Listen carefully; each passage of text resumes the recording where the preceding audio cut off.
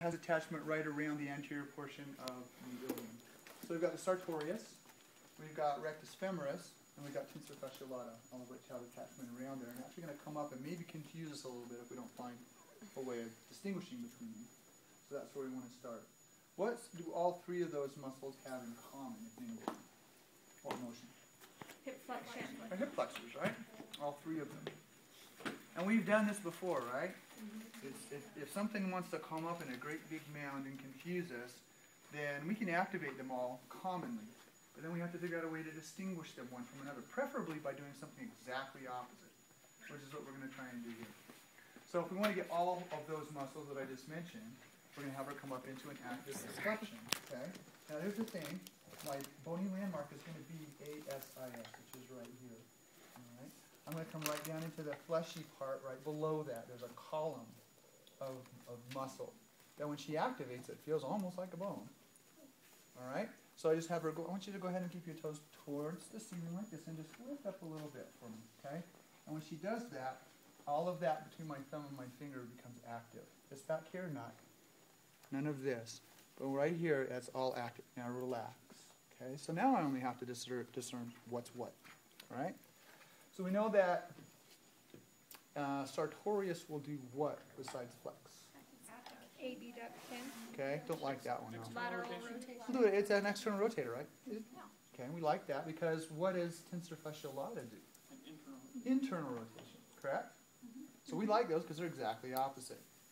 Okay, so all I have to do now is activate in a flexion, then have her internally versus externally rotate, and I can tell the difference between sartorius and tensor. Geographically, where am I going to find rectus? In between. Between them, correct? Pretty easy. So that's all we do. One more time, toes pointed straight up. Now I got here. I'm going to put my thumb here, my fingers here. I want you to point your toes out like that, okay? She does that right there. It's sartorius because that's an external rotator. Okay, right in there. Gotcha. Now I hold on to that. Now I want you to point your toes inward. Holy moly, all that out there between my fingers, now, my thumb and my fingers, is now active. That is? Tensor fasciolata, because she's turned inward. Okay? And then I just come in between and deep right there, where I put my thumb, and as an illusion, I didn't really go in that far.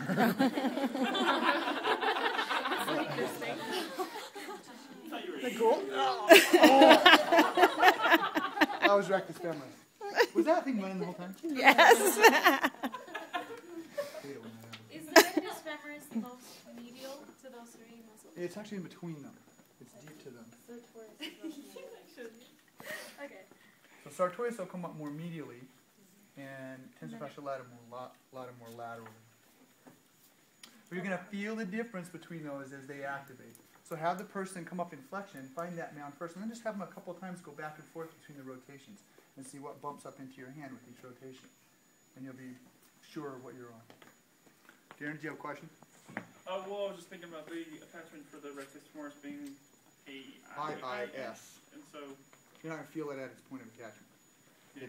It's covered by those other muscles and a lot of fascia. Yeah. But that's why you go down deep in between them like that. So you're resting on it, but not at its point of attachment, because that's deeper still. That make sense? But sartorius being that it goes up, could you feel it up? It goes to the ASIS. Right, so could you feel it just inferior to the ASIS but superior to the AIIS? Well, you can't, since you can't palpate AIIS, you know that that's where it's at, but you can't palpate that. You can ASIS, and that's where you find sartorius. Okay? That's the relationship between those three, given what the anatomy will let us find. All right, we good? Okay, enough sitting. Find some partners. Let's go ahead and palpate those.